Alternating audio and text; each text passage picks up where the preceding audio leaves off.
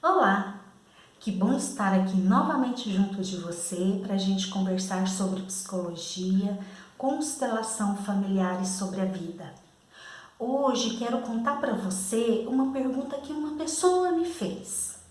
Ela entrou em contato comigo lá no WhatsApp e ela me perguntou assim: eu tenho muita culpa até hoje, mesmo após o falecimento da minha mãe, de no final da vida dela não ter conseguido cuidar dela pessoalmente e ter colocado ela em uma clínica de cuidados para idosos. Olhando para essa pergunta, eu me pus a refletir o seguinte: por que será que essa culpa vem? Bom, muitos de nós têm uma crença, e é uma crença que ela é muito do senso comum. É muito fácil encontrar essa crença nas pessoas, de que a gente tem que retribuir, a gente tem que devolver aquilo que os nossos pais fizeram para nós como pais, aquilo que eles nos deram, a gente tem que retribuir para os pais. Bom, quem tem aí no coração esse sentimento, ai, a minha mãe cuidou tanto de mim, agora eu tenho que retribuir a ela na velhice. Esse sentimento, ele denuncia que lá na alma a pessoa está com a hierarquia invertida em relação ao pai ou à mãe. Bom, para falar um pouquinho mais a respeito disso, então, eu vou ter que falar um pouquinho a respeito da lei da hierarquia. Bom, para você que nunca ouviu falar disso, a constelação familiar, ela foi desenvolvida, ela foi compilada por um alemão que se chama Bert Hellinger. Então, o Bert Hellinger, ele teve a sabedoria de observar o ser humano e, a partir dessa observação, ele chegou à conclusão de que 3 leis regem as relações dos seres humanos. E que quando nós não obedecemos essas 3 leis, ou seja, quando não ficamos em ordem em relação a essas 3 leis, então nós teremos determinados problemas que podem vir de diversas ordens em nossa vida. Teremos sintomas em função da desordem que estamos em relação às leis que regem a vida do ser humano. Falando rapidamente, essas 3 leis são a hierarquia, o pertencimento e o equilíbrio nas trocas. Quem quiser saber um pouco mais sobre isso daqui, eu tenho um vídeo que eu falo mais. Ele se chama O Amor Precisa de Ordem. Ele vai estar aqui na tela se você quiser assistir ele. Bom, não vou me aprofundar aqui nesse momento nas 3 leis, mas eu vou falar um pouquinho mais a respeito da lei da hierarquia. A lei da hierarquia é uma lei que ela é regida pelo tempo de chegada. Então, se a gente for olhar a relação entre pais e filhos, os pais chegam primeiro na vida e depois os filhos. Então, a relação entre pais e filhos sempre será uma relação desnivelada. Prestem atenção, por favor, no que eu disse. Sempre será. Não importa se eu sou criança, se eu sou adulta, se eu já sou idosa, não importa se os meus pais estão vivos ou se eles já faleceram, se eles estão comigo ou se eu não sei onde que eles estão, se estão vivos ou mortos. Não importa. Lá na minha alma, eu como filha, eu sei que eu sou menor do que a minha mãe e o meu pai. Isso está lá. Porém, se ao longo da minha vida eu decido, seja lá por que razão for, como por exemplo algo que o senso comum fala, que eu devo retribuir tudo aquilo que a minha mãe ou meu pai fez por mim. Então, isso de ter que devolver para os pais aquilo que eles deram é algo em que eu saio do meu lugar e eu venho aqui para um lugar maior, como se eu fosse maior do que a minha mãe ou meu pai. Por quê? Porque aqui na lei da hierarquia, nessa relação aqui, que é a relação entre pais e filhos, quem é maior dá, quem é menor recebe. Esses dois movimentos aqui dos pais darem e os filhos receberem, eles são movimentos que a vida não nos pergunta se eu quero dar para minha filha ou se eu quero receber dos meus pais. Não. Isso é compulsório. Quando eu tenho a minha filha, é compulsório. Automaticamente eu dou tudo para ela. Quando eu nasci lá do meu pai e da minha mãe, é compulsório. Eu recebi tudo, eu querendo ou não. Então, eu preciso entender isso, que faz parte. A minha mãe e o meu pai, eles me deram porque é da lei da vida. Ai, Inês, mas eu recebi muito. Então, só terminando aqui a lei da hierarquia, se eu aqui como filha eu recebi muito, sim, a gente recebe muito, todo filho recebe muito. Mesmo aquele que o pai ou a mãe sumiu no mundo, ou o pai e a mãe foram péssimos pais, os piores possíveis e imagináveis, ainda assim o filho recebe muito, porque a vida é muito, você querendo ou não, tá? A vida é muito. Então, se eu aqui recebi muito, para eu não ficar aqui com uma culpa por ter recebido muito, então eu, por minha vez, eu tenho a minha filha. Ó, então aqui eu venho e passo tudo aquilo que eu recebi para os meus filhos. E assim sucessivamente, né? A gente vai passando para os descendentes. Cada geração passa para a geração seguinte tudo aquilo que recebeu. Bom, aqui então, um primeiro ponto que eu tenho para te falar é isso. Aquilo que a gente recebe dos nossos pais, em momento algum a gente tem que devolver. Outro ponto que eu preciso te falar é o seguinte. Algumas pessoas, talvez até esse momento aqui, estão pensando assim: poxa, mas então os meus pais vão ficar idosos, velhinhos, por vezes bem vulneráveis, e eu não posso cuidar deles. Claro que pode, tanto pode quanto deve. Porém, quando os pais ficam idosos e perdem a condição física e mental de cuidar da sua própria autonomia, então aqui a gente está falando de uma outra coisa. Aqui a gente está falando de uma obrigação diante da vida, diante da lei, da lei brasileira e diante da lei da vida.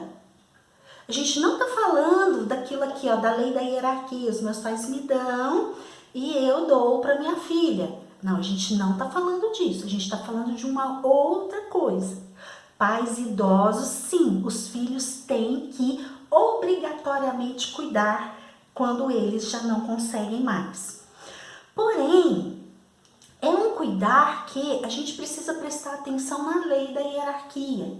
É um cuidar em que eu preciso prestar atenção de que eu tenho que cuidar dos meus pais idosos se eles precisarem realmente, mas aqui no meu lugar de filha, no meu lugar de menor, respeitando dentro da gente aquela imagem interna de que eu tenho um pai e uma mãe que me deram a vida, que me deram tudo, e agora eu estou numa outra condição de cuidar da parte material, da parte do corpo, daquilo que eles não dão conta nesse momento.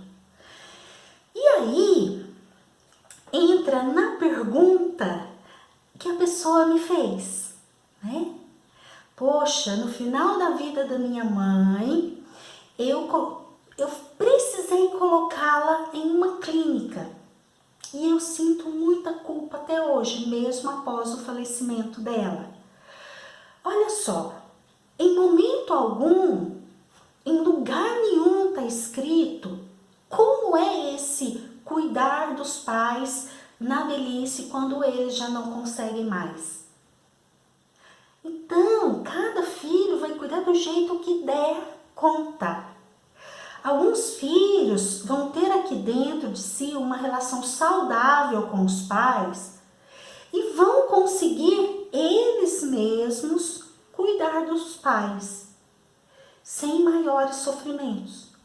Ok, que vai ser difícil, vai ser trabalhoso, vai ser caro, mas emocionalmente é possível. Porém, alguns filhos não conseguirão cuidar dos pais. Primeiro porque emocionalmente não dá. E um segundo ponto a ser levado em consideração que era o caso dessa pessoa que me perguntou. Eu preciso trabalhar para ganhar o dinheiro para cuidar da minha mãe. Se eu for só cuidar dela, eu não tenho dinheiro para minha sobrevivência e para os cuidados que ela precisa. Então eu tenho que trabalhar ou contratar alguém para ajudar ou colocar em uma clínica. Ok? Talvez essa culpa venha porque você está saindo do seu lugar de filha e está vindo aqui para um lugar maior achando que tem que devolver para o papai e para a mamãe. Não tem. Nós somos pequenos diante dos pais e sempre seremos. Mesmo após a morte, sempre seremos menores do que os pais. Bom, e naquilo que diz a lei brasileira e que diz a lei da vida, que os filhos têm que cuidar dos pais idosos, em momento algum está falando como que você tem que cuidar desses pais idosos, tá? Se for possível, o legal é que tenha afetuosidade, que tenha amorosidade. Porém, nem sempre vai ser possível. Então, ok, contrate alguém. Ok, direcione para uma clínica, sem culpa. E para ajudar, para não ficar aí essa culpa, eu sugiro um exercício. Imagine-se diante do seu pai e da sua mãe. Do seu pai ou da sua mãe. A pessoa que nesse momento você está refletindo e olhando, tá? Porém, imagine-se diante deles, não eles agora, em que o corpo está fragilizado, está vulnerável, a mente já não está em perfeitas condições. Não essa imagem. Busque aí dentro de você a imagem de antes. Aquela imagem que você tem, provavelmente, lá da infância, em que você olhava para os seus pais, você era pequeno, e olhava para os seus pais e eles eram grandes, fortes, eles davam conta de tudo. Se, na hora que eu falo isso, vem imagens, por vezes do seu pai ou da sua mãe, fazendo coisas que te machucaram, coisas que doeram em você, então essa imagem não serve também, tá? Busque aí na sua mente. Se você não tiver essa imagem, imagine. Pegue lá a lembrança de uma foto em que você lembra do rosto do seu pai ou da sua mãe. Mas imagine que você está diante deles, mas que você é bem pequena, bem pequeno. Você tem ali tipo 2 anos de idade. Essa idade ela é importante que seja assim, porque com 1 ano, 2 anos, o nosso cérebro ainda não tinha se desenvolvido o suficiente para a gente julgar o papai e a mamãe. Então imagine se você é bem pequeno, Imagine-se olhando assim, ó, para cima, né? Que a criança pequena, ela olha o papai e a mamãe assim, para cima. Olhe para o seu pai ou para sua mãe e fala assim: eu sou pequena, mãe. Eu sou pequeno, pai. E vocês são grandes. Eu agradeço e honro você.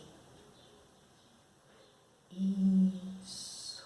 Eu te agradeço pela vida. Abaixe o queixo nesse momento, lembrando que você é menor. Eu te agradeço pela minha vida que veio através de você. E nesse momento, aí, perceba que se não fosse o seu pai ou a sua mãe, você não existiria. Perceba que quando você era bem petitinho, você amava o seu pai ou a sua mãe. Isso. E se permita sentir esse amor.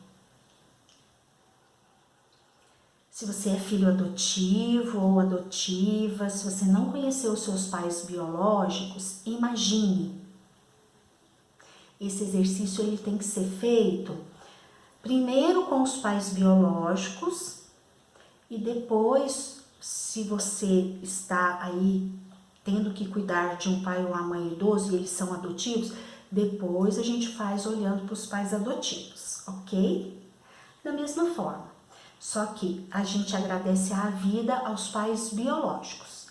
Aos pais adotivos, a gente agradece pelos cuidados, por tudo mais que eles nos deram, ok? E aí no seu coração, toda vez que você precisar, faça esse exercício. Eu costumo dizer assim, esse exercício é um recarregar as baterias, principalmente para você que está tendo que lidar aí com algo mais difícil em relação ao pai e à mãe, ok? Bom, aqui então, essa era a reflexão que eu tinha para fazer nesse momento. Se você gostou, por favor, curta e compartilhe. Se você ainda não é inscrito no meu canal, por favor, se inscreva e acione o sininho para você receber todas as minhas publicações, ok? E assim você me ajuda a fortalecer o canal e a continuar a fazer este trabalho, tá bom? Um grande abraço e até o nosso próximo encontro.